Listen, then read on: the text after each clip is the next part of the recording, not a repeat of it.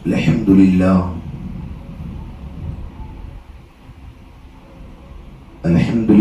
نحمده ونستعينه ونستغفره ونؤمن به ونتوكل عليه ونعوذ بالله من شرور أنفسنا ومن سيئات أعمالنا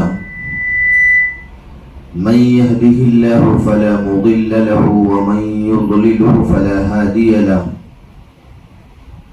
ونشهد أن لا إله إلا الله وحده لا شريك له ونشهد أن سيدنا وسندنا ونبينا وحبيبنا وشفيعنا ومولانا وملجانا محمد صلى الله عليه وعلى آله وأصحابه وبارك وسلم تسليما كثيرا كثيرا. أما بعد فأعوذ بالله من الشيطان الرجيم. بسم الله الرحمن الرحيم. يا أيها الذين آمنوا قوا أنفسكم وأهليكم نارا. وقال الله سبحانه وتعالى في الكلام المجيد والفرقان الحميد: ألم يأن للذين آمنوا أن تخشى قلوبهم لذكر الله. صدق الله المولانا العظيم وصدق رسوله النبي الأمين المتين الكريم ونحن على ذلك لمن الشاهدين والشاكرين والحمد لله رب العالمين.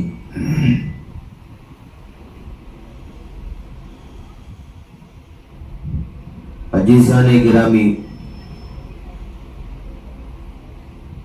قابل احترام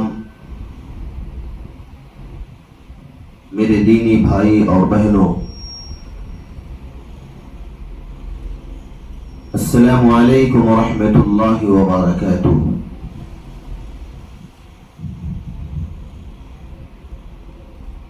عزیزان گرامی، اللہ رب العزت کا بے انتہا فضل ہوا، اس کا کرم ہے کہ اس نے آج جیسے مبارک جمعہ کے دن کو ہم سب لوگوں کو دین کے نسبت سے کچھ باتیں کہنے اور سننے کی توفیق نصیب فرمائے۔ مزید کرم فرمایا بارگاہ خداوند نے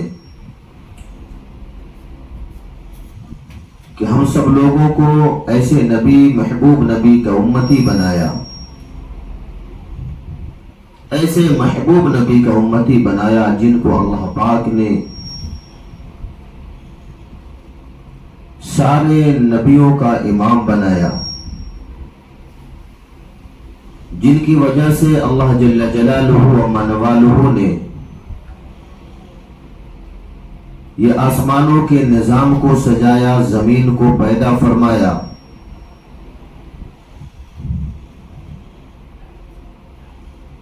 ہم ایسے محبوب نبی کی امت ہیں۔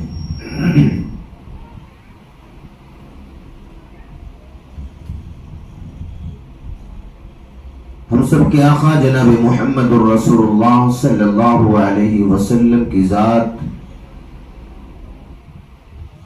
سارے نبیوں سے افضل ہے۔ اللہ پاک نے وہ شان عطا فرمائی جو اپنے محبوب جناب محمد عربی صلی اللہ علیہ وسلم کو وہ کسی نبی کو نہیں عطا فرمائی۔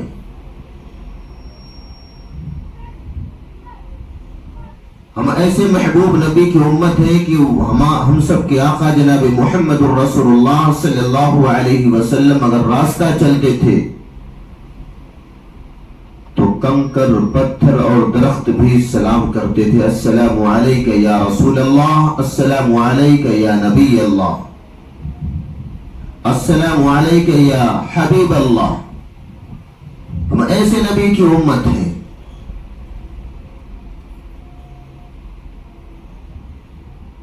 آئیے اسی محبوب کالی کملی والے، سنہری جالی والے احمد مجتبی محمد مصطفیٰ صلی اللہ علیہ وسلم کی شایع نشان میں ایک مرتبہ درود پاک پڑھ لیں۔ اللهم صل على محمد وعلى آل محمد كما صليت على إبراهيم وعلى آل إبراهيم إنك حميد مجيد اللهم بارك على محمد وعلى آل محمد كما باركت على إبراهيم وعلى آل إبراهيم إنك حميد مجيد. عزیزان گرامی، دوران خطبہ کلام اللہ شریف کی چھوٹی سی آیت میں نے تلاوت فرمائی. اللہ پاک کہتے ہیں قرآن مقدس کے اندر یا ایھا الذین آمنوا قوا انفسکم واہلیکم نارا، کہ ایمان والو بچا لو اپنے دوستوں کو، اپنے اہل و عیال کو، اپنے رشتہ داروں کو، اپنے بھائی بہنوں کو جہنم کی آگ سے.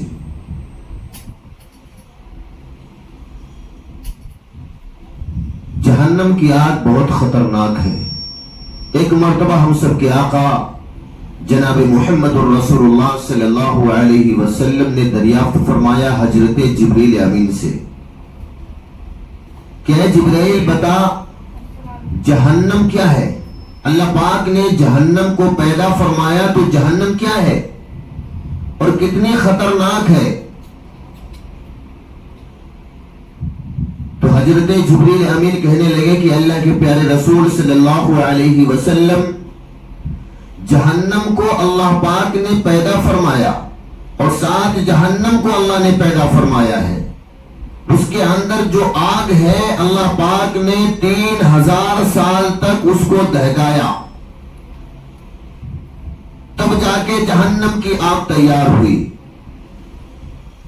1000 سال تک جب دہکایا اللہ پاک نے تو جہنم کی آگ لال ہو گئی. پھر واپس 1000 سال تک دہکایا گیا تو جہنم کی آگ سفید ہو گئی.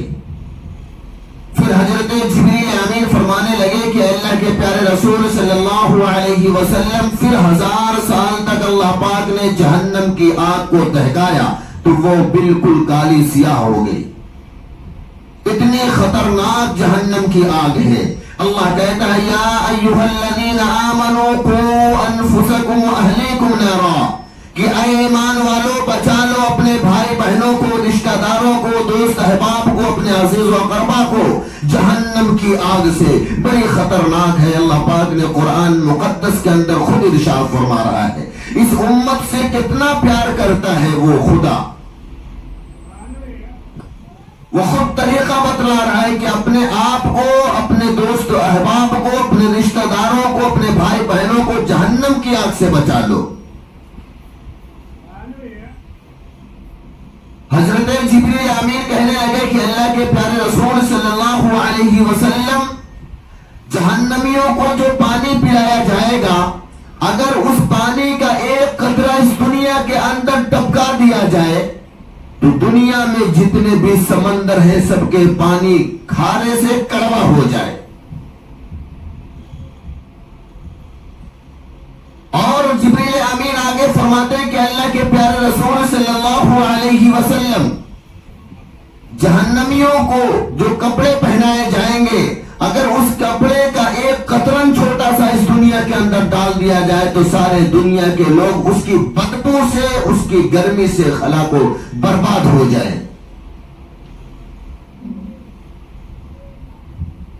تو اللہ نے اسی کو قرآن پاک کے اندر فرمایا یا ایھا الذین آمنوا قوا انفسکم واہلیکم نارا، کہ اے ایمان والو بچا لو اپنے آپ کو بھی، اپنے بھائی بہنوں کو بھی، رشتہ داروں کو، دوست احباب کو، عزیز و اقربا کو جہنم کی آگ سے. یا ایھا الذین آمنوا، اے ایمان والو بچا لو قوا انفسکم جہنم کی آگ سے، وَأَهْلِيكُمْ نَارًا جہنم کی آگ سے. قُوا أَنفُسَكُمْ اپنے دوستوں کو، رشتہ داروں کو، بھائی بہنوں کو بچا لو. وَأَهْلِيكُمْ نَارًا جہنم کی آگ سے. بڑی خطرناک ہے.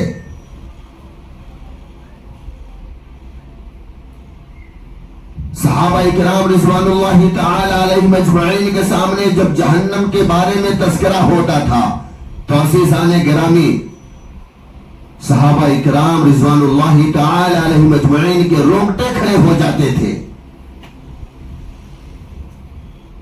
ایک مرتبہ اللہ کے پیارے رسول صلی اللہ علیہ وسلم کو آرام فرما رہے تھے، اللہ کے رسول صلی اللہ علیہ وسلم اور جبریل امین آتے ہیں اور جہنم کے احوال بتلاتے ہیں۔ اللہ کے پیارے رسول صلی اللہ علیہ وسلم اپنے حجرے مبارک کے اندر تشریف لے کے چلے جاتے ہیں اور اتنا سارا قطار اللہ کے پیارے رسول صلی اللہ علیہ وسلم رو رہے تھے کہ حجرے مبارک سے آواز باہر کی طرف آ رہی تھی۔ پتا چل رہا تھا کہ ہنڈی کے اندر چاول ابل رہے ہوں۔ جہنم کی آگ میرے بھائیوں بزرگوں دوستوں اتنی خطرناک ہے، اللہ نے خود کہا کہ جہنم سے اپنے آپ کو بچا لو، اپنے بھائی بہنوں کو بچا لو۔ بچانے کا طریقہ کیا ہے؟ بچانے کا طریقہ جہنم سے اپنے آپ کو، اپنے دوست احباب کو، اپنے رشتہ داروں کو یہ ہے کہ نبی پاک صلی اللہ علیہ وسلم کی سیرت کو اپنا لے، نبی پاک صلی اللہ علیہ وسلم کے طرز کو اپنا طرز بنا لے، نبی پاک صلی اللہ علیہ وسلم کی گفتار کو اپنی گفتار بنا لے، نبی پاک صلی اللہ علیہ وسلم کے اطوار کو اپنی اطوار بنا لے۔ نبی صلی اللہ علیہ وسلم نے فرمایا نماز مومن کا ہتھیار ہے، نماز مومن کا معراج ہے، نماز جنت کی کنجی ہے، مفتاح الجنت الصلاۃ۔ اللہ کے پیارے رسول صلی اللہ علیہ وسلم نے فرمایا نماز جنت کی کنجی ہے۔ جہنم سے بچنے کے لیے بھی ایمان کا ہونا شرط ہے۔ جب ایمان ہوگا تو نماز پڑھنے میں مزہ بھی آئے گا۔ کہنے والے تو مسلمان، کلمہ پڑھنے والے مسلمان تو ہزاروں ملیں گے، لیکن ایمان کی سطح اوپر اور نیچے ہوتی ہے۔ قرآن میں اللہ فرماتا ہے أَلَمْ يَأْنِ لِلَّذِينَ آمَنُوا أَن تَخْشَعَ قُلُوبُهُمْ لِذِكْرِ اللَّهِ۔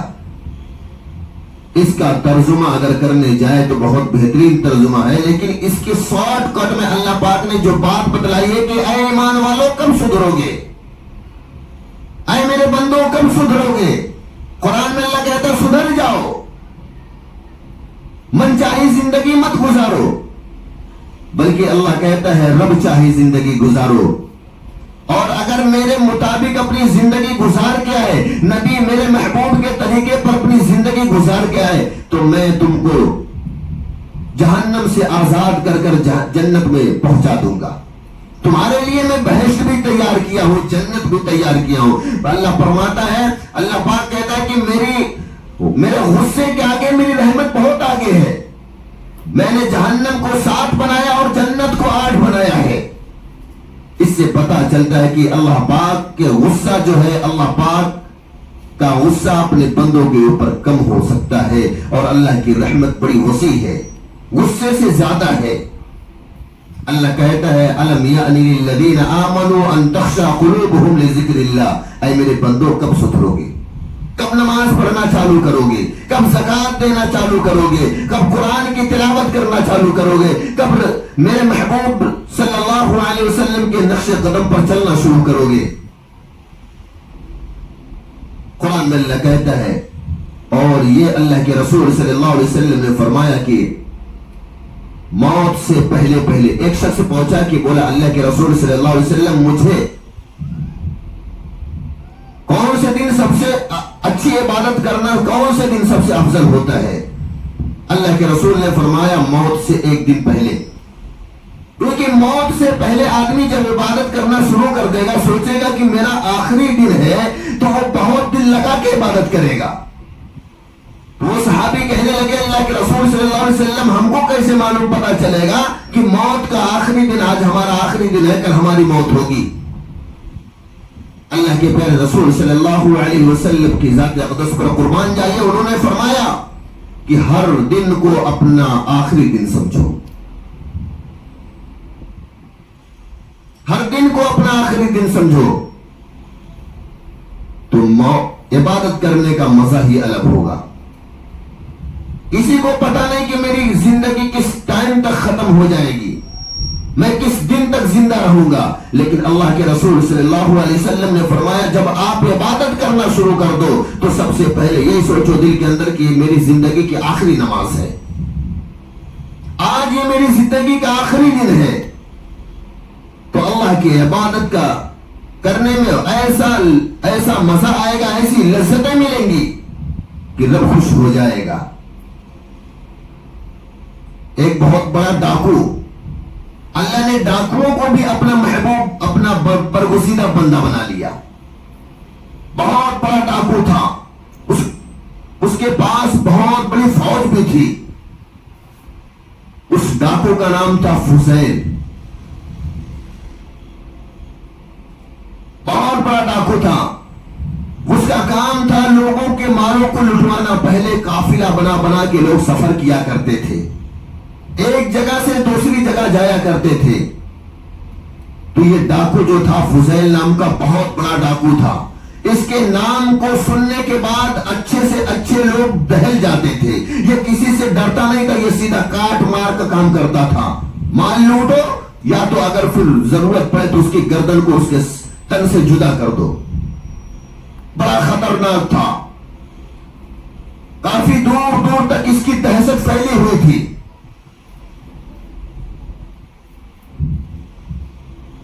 کوئی اپنے قافلے کو کدھر دوسری طرف نکال دیتا، کوئی دوسری طرف، اور یہ چیلنج کر کے ڈاکہ بھی ڈالتا تھا. آج فلاں گاؤں کے اندر ڈاکہ ڈالنا ہے، کوئی بھی ایک فرد ہلنا نہیں چاہیے. اس کے ڈر کے خوف کی وجہ سے کوئی بندہ اپنے گھر سے باہر نہیں نکلتا تھا. اس کے نام کو سننے کے بعد لوگ تھرا جاتے تھے. ایک دن رات کا وقت تھا. فضیل جو ڈاکوؤں کا سردار تھا اپنے محل کے اندر بیٹھا. ناچنے والی عورتیں آئیں، گانے والی عورتیں آئیں، اور جتنے لوگ تھے ڈاکوؤں کے سردار کے جتنے بھی لوگ تھے جب بیٹھے تھے اس جگہ پر سب کے ہاتھ میں شراب کی بوتلیں تھیں. شراب کا دور چل رہا تھا. ناچنے والی ناچ رہی ہے اور گانے والی گا رہی ہے، سب کے دلوں کو لبھا رہی ہے. فضیل بھی اس میں مگن تھا اور سارے لوگ اس کے ساتھی جو تھے فضیل کے ڈاکو کے، وہ بھی اس جگہ پر بیٹھ کر کے مزے لے رہے تھے اور شراب پی پی کر، جام پی پی کر ناچنے والیوں کا ناچ دیکھ رہے تھے اور گانے والی اس کے منوں کو لبھا رہی تھی. اتنے میں اللہ کا کرنا کیا ہوتا ہے، کوئی شخص قرآن مقدس کی تلاوت کر رہا تھا اور قرآن کی تلاوت کرتے کرتے 27ویں پارے کی یہ آیت ہے، اللہ نے اس بندے سے اپنے یہ تلاوت کروائی اور یہ آواز اس فضیل کے کان میں جا کے ٹکراتی ہے جو ڈاکوؤں کا سردار رہا. اتنا خطرناک تھا کہ اگر کوئی کہتا بھائی اپنے بڑے سے ہم کو ملا دے، کسی کا مال لوٹنے کی جب ضرورت پڑتی تھی اس کے آدمی جاتے تھے لوٹتے تھے تو کہتا تھا بھائی معذرت کر لے، اپنے بھائی اور بڑے بھائی سے ملوا دے، یعنی جو آپ کا باس ہے اس سے ہماری ملاقات کروا دے، ہم بات کر لیں گے، ہم کو چھوڑ دو، ہمارے بچے کی شادی ہے یا ہم کو فلاں جگہ جانا ہے. وہ کہتا تھا بھائی ہم تو بات کر لیتے ہیں، ہمارے باس تک جائے گا تو سیدھا کاٹ چھاڑ کرتے ہیں. وہ بات نہیں سنتے کسی کی. اتنا خطرناک ڈاکو تھا. وہ اللہ کے بندے نے قرآن مقدس کی تلاوت کر رہا تھا اور فضیل مجرے کے اندر بیٹھا ہوا. ناچنے والی ناچ رہی ہے، گانے والی گا رہی ہے اور سارے لوگ شراب، سب کے ہاتھوں میں شراب کی بوتلیں اور پی پی کے خوب مزے لے رہے. مرغ مسلم چل رہا ہے. رات ان کی بڑی رنگین ہوتی تھی، لیکن ایک رات ایسی آئی کہ ان کی راتوں کے اندر ناچنے والی ناچ رہے اور گانے والے گا رہے اور سب کے ہاتھ میں شراب کی بوتلیں پی پی کے مزے لے رہے. قرآن کی کوئی تلاوت کر رہا، اس قرآن کی ایک آیت اس فضیل کے کان میں آ کے ٹکراتی ہے. وہ کون سی آیت ہے؟ قرآن مقدس کی 27ویں پارہ کی آیت ہے، أَلَمْ يَعْنِ لِلَّذِينَ آمَنُوا أَن تَخْشَعَ قُلُوبُهُمْ لِذِكْرِ اللَّهِ کہ اے میرے بندو کب سدھرو گے؟ جب یہ آیت قرآن مقدس کی فضیل ڈاکو کے کان میں ٹکراتی ہے تو فضیل کہتا ہے ناچنے والی سے کہ تم لوگ چلی جاؤ، تم یہاں سے چلی جاؤ. گانے والے کو بھی بولتا ہے تم یہاں سے چلی جاؤ. رات کا وقت سناٹا تھا. فضیل نے ناچنے اور گانے والے کے والیوں کو اپنے محل سے نکال کر کے بھگا دیتا ہے اور کہتا ہے کہ میرا رب کہتا ہے أَلَمْ يَعْنِ لِلَّذِينَ آمَنُوا أَن تَخْشَعَ قُلُوبُهُمْ لِذِكْرِ اللَّهِ کہ اے میرے بندو کب سدھرو گے؟ اے میرے بندوں کب سدھرو گے؟ اب میں نے عہد کر لیا میں سدھروں گا، اب میں ڈاکوؤں کا سردار نہیں رہوں گا، اب میں جتنا مال جس کا لوٹا ہے سب کے مالوں کو سب اس تک پہنچا دوں گا، میں جس کو تکلیف دیا ہوں، جس کا مال میں نے چوری کروایا ہے یا میں نے چوری کروا کے منگوایا ہے یا ڈاکہ ڈلوا کے منگایا ہے، اس کا مال اس تک واپس پہنچوا دوں گا، میں اب سدھر جاؤں گا، میں اب چوری چماری اور لوٹ مار نہیں کروں گا۔ اپنے دوستوں سے کہنے لگا بھائی اگر تم لوگ میرے ساتھ رہنا چاہتے ہو تو ٹھیک ہے، نہیں تو تم لوگ بھی جاؤ۔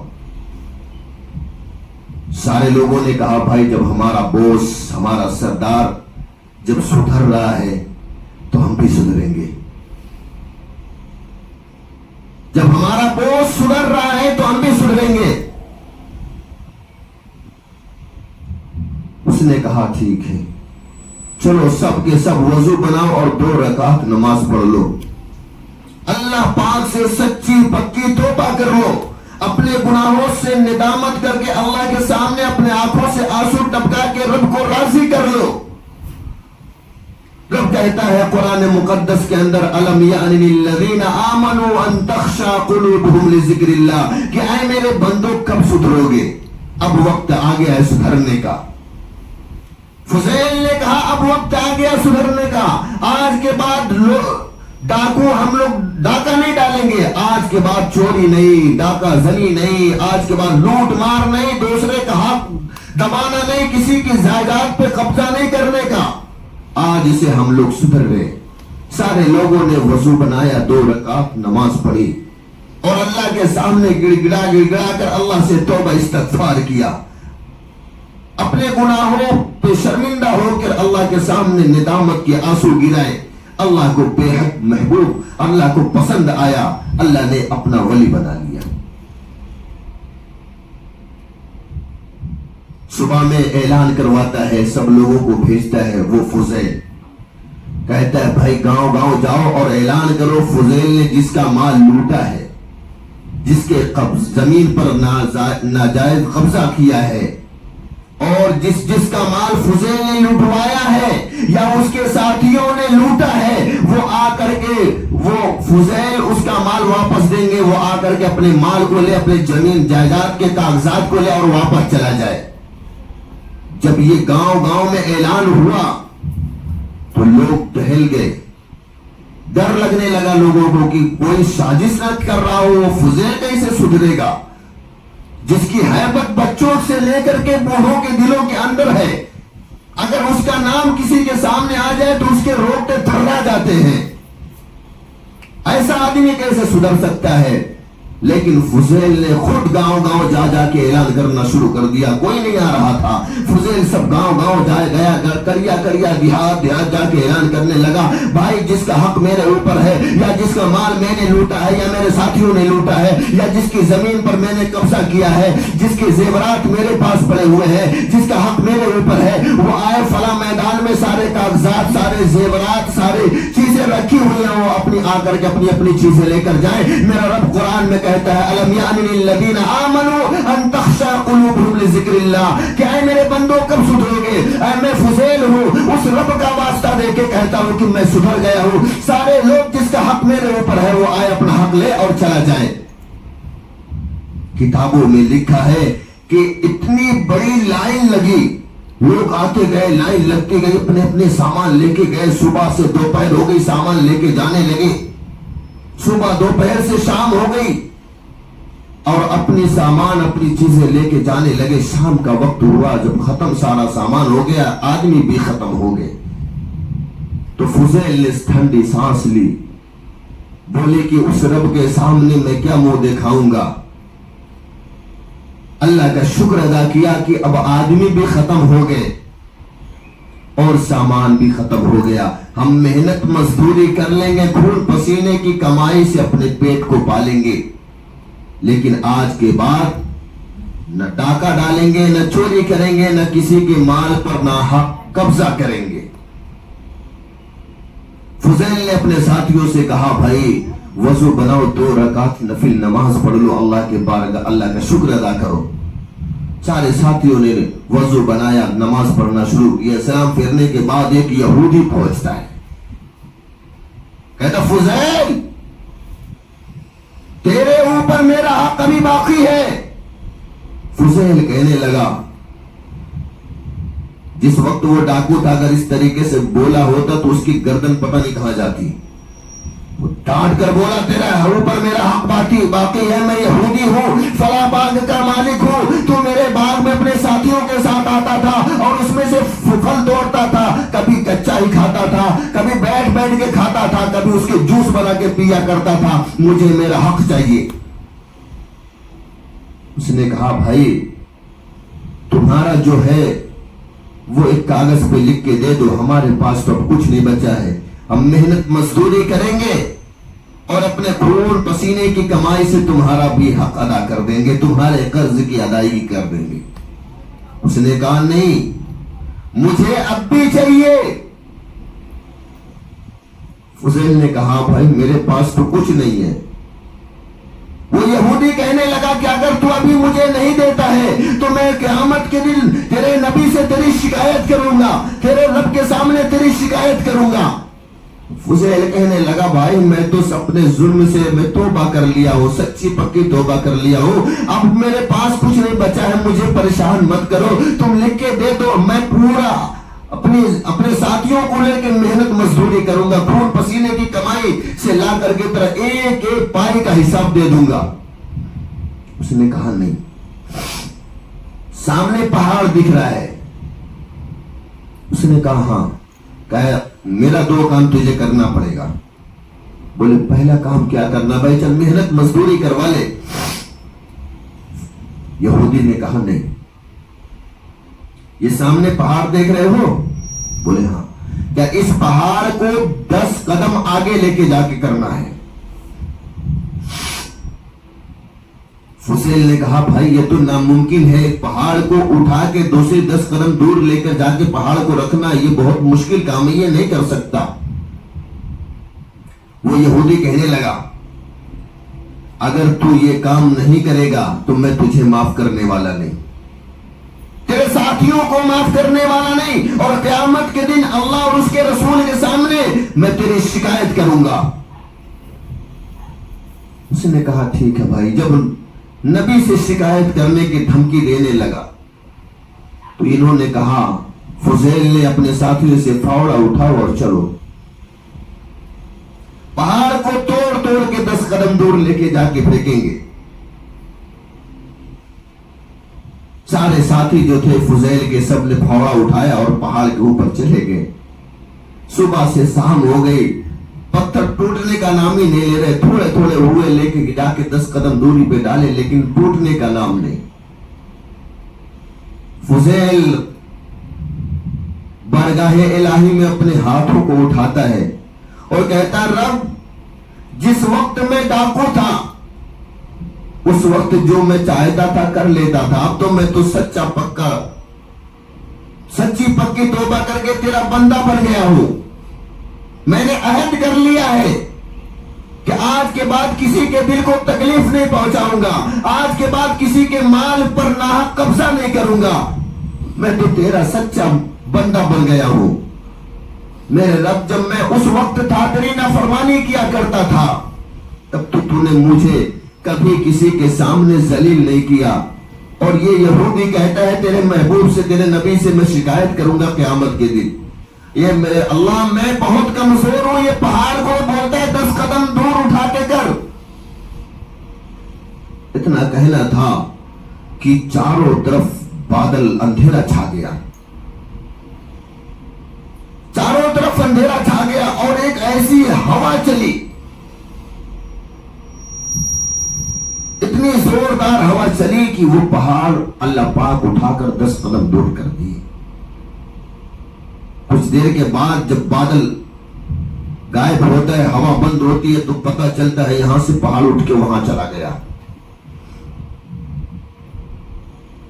فضیل جو ڈاکوؤں کو سردار تھا وہ بھاگتا ہوا گئے یہودی کے پاس, بھائی تو یہاں پہاڑ تو آگے ہو گیا, 10 قدم جا کے دیکھ لے, اب تو نہیں کرے گا شکایت نا. بولا اب بھی کروں گا, ابھی ایک کام باقی ہے.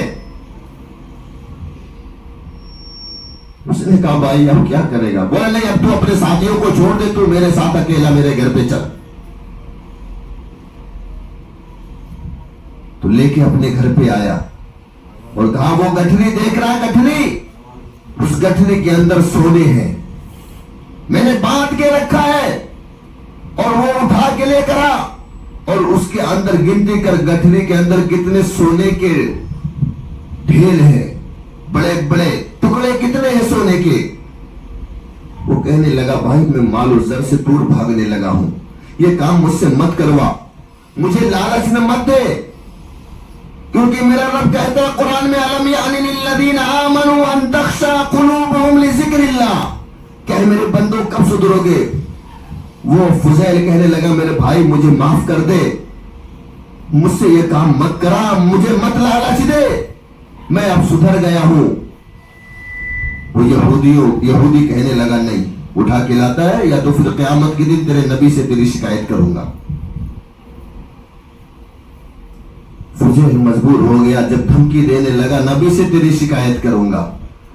فضیل گٹھری اٹھا کے لے کر آئے، اس گٹھری کو کھولے تو اس کے اندر بڑے بڑے ٹکڑے سونے کے نکلے، رکھ دیا۔ وہ یہودیوں کا سردار کہتا ہے فضیل اب اپنا ہاتھ آگے بڑھا اور مجھے کلمہ پڑھا۔ فضیل نے کہا یہ کیا بات ہے، اب تو میری چھٹی میں نہیں کر سکتا، میں تو بڑا گنہگار بندہ اللہ کا ہوں، نہ جانے کتنے دلوں کو میں نے توڑ دیا ہے، کتنی گردنیں میں نے اڑا دی ہے، کتنے کا مال پہ میں نے ناحق قبضہ کیا ہوا تھا، رب مجھ سے کتنا ناراض ہے، میں تو بڑا ظالم ہوں، میں بڑا گنہگار ہوں، میرے ہاتھ پہ کلمہ کیا پڑے گا؟ تو اس وقت کے کسی امام کے پاس چلا جا، یا اللہ کے کوئی ولی کے پاس چلا جا، یا کوئی حفاظ اکرام کے پاس چلا جا، یا کوئی عالم مولوی کے پاس چلا جا، اس کے ہاتھ پہ کلمہ پڑھ لے، میرے ہاتھ پہ کلمہ مت پڑھ، یہ میرا ہاتھ بڑا گندا ہے، میرا ہاتھ جو ہے میں نے کتنے کے گلے کو دبایا ہے، کتنے معصوم بچوں کو دبا کے اس کے گلے کو ختم کیا ہے، کتنے بڑوں کے گلے کو دبا کے اس ہاتھ سے میں نے اس کو موت کی گھاٹ تک پہنچایا ہے، میرا ہاتھ بڑا گندا ہے، میرے ہاتھ پہ کلمہ نہ پڑھ، میں تو خود گنہگار ہوں، رب مجھ سے راضی ہو جائے۔ اور قیامت کے دن تو جو شکایت کرنے کی بات کرتا تھا میں تو اس سے ڈرا ہوا تھا، اب مجھ سے مت اتنا بڑا کام کروا، مجھ سے اتنی بڑی غلطی مت کروا، میرے ہاتھ پہ کلمہ تو مت پڑھ، تو کسی عالم کے پاس چلا جا، کسی ولی کے پاس چلا جا، کسی امام کے پاس چلا جا، تو کسی کے ہاتھ پہ کلمہ پڑھ لے، میرے ہاتھ پہ مت پڑھ، میں نہیں پڑھا سکتا۔ انہوں نے کہا نہیں بھائی تیرے ہاتھ پہ مجھے پڑھنا ہے، ورنہ قیامت کے دن نبی سے تیری شکایت کروں گا۔ فضیل نے کہا میں نے قرآن کی آیت سنی ہے، الم یعن للذین آمنوا ان تخشع قلوبہم لذکر اللہ، کہ اے میرے بندوں کب سدھرو گے؟ میں تو سدھرنے کی کوشش کر رہا ہوں اور یہ مجھے اور دباتا چلا جا رہا ہے، میرے نبی کی دھمکی دے رہا ہے کہ تیرے نبی سے تیری شکایت کروں گا۔ فضیل اپنے کپکپاتے ہوئے ہاتھ کو آگے بڑھایا اور ایک آواز بلند ہوئی، اشہد ان لا الہ الا اللہ و اشہد ان محمدا عبدہ و رسولہ۔ وہ یہودی کہنے لگا میرے بھائی فضیل میں یہودیوں کا بہت بڑا عالم ہوں، میں نے تورات پڑھی ہے اور تورات کے اندر یہ بات لکھی ہوئی ہے کہ جو آخری نبی ہوگا، اللہ کے رسول نے فرمایا انا خاتم النبیین لا نبی بعدی، کہ میں آخری رسول ہوں، میں آخری پیغمبر ہوں، میرے بعد کوئی رسول اور کوئی پیغمبر کوئی نبی نہیں آ سکتا۔ اللہ پاک نبوت کے دروازے کو بند کر دیا۔ اور قرآن میں بھی اللہ فرماتا ہے ما کان محمد آبا احد من رجالکم ولکن رسول اللہ وخاتم النبیین۔ وہ کہتا ہے یہودیوں کا عالم جو تھا اس نے کہا ہم نے تورات پڑھی ہے اور تورات کے اندر اللہ پاک نے فرمایا میرا آخری نبی جو ہوگا اس کی امت جو ہوگی اگر وہ سچے دل سے توبہ کر لے تو پہاڑ کو بھی ایک جگہ سے دوسری جگہ کر سکتی ہے۔ میرا آخری نبی جو ہوگا، میں نے تورات کے اندر پڑھا ہے کہ رب تعالیٰ کہتا ہے میرا آخری جو نبی ہوگا اس کی امت جو ہوگی اگر وہ سچے دل سے اللہ کے سامنے توبہ استغفار کر لے، ندامت کے آنسو کو ٹپکا کے رب کو راضی کر لے، تو وہ اگر مٹی کے اوپر بھی اپنا ہاتھ رکھے گی تو وہ مٹی سونا بن جائے گی۔ وہ یہودیوں کا عالم کہنے لگا ہے فضیل میں نے یہ دونوں کام کر کے دیکھ لیے، تیرے ہاتھ سے اللہ نے پہاڑ کو بھی ہٹا دیا اور تو نے جو مٹی اور سونا اٹھا کے لا کے گنتی کیا تھا وہ میں نے مٹی بانٹ کے رکھا تھا اس کے اندر، اور جب وہ تو اس کے اوپر ہاتھ لگایا تو اللہ نے اس کو سونا بنا دیا، اس لیے میں کلمہ پڑھنے پر تیرے ہاتھوں پر کلمہ پڑھنے کے لیے مجبور ہو گیا۔ تو قرآن کی اس آیت صبح قیامت تک کے آنے والے انسانوں کے لیے ہے کہ الم یعن للذین آمنوا ان تخشع قلوبہم لذکر اللہ، کہ اے میرے بندو، اللہ کہتا ہے اے میرے بندو کب سدھرو گے؟ کسی کے حق کو دبانا آج ہمارا المیہ بن چکا ہے، بھائی بھائی کے حق کو دبا دیتا ہے، بھائی بھائی کے حقوق کو دبا دیتا ہے، والدین اپنے بچوں کے حق کو دبا دیتے ہیں۔ اللہ ہم سب لوگوں کو کہنے سننے سے زیادہ عمل کی توفیق نصیب فرمائے۔ اللہ اپنے مطابق اور اپنے نبی پاک صلی اللہ علیہ وسلم کے سنتوں کے مطابق زندگی گزارنے کی توفیق نصیب فرمائے۔ آمین۔ وما علینا الا البلاغ۔ جن حضرات نے سنت نہ پڑھی وہ سنت سے فارغ ہو جائے۔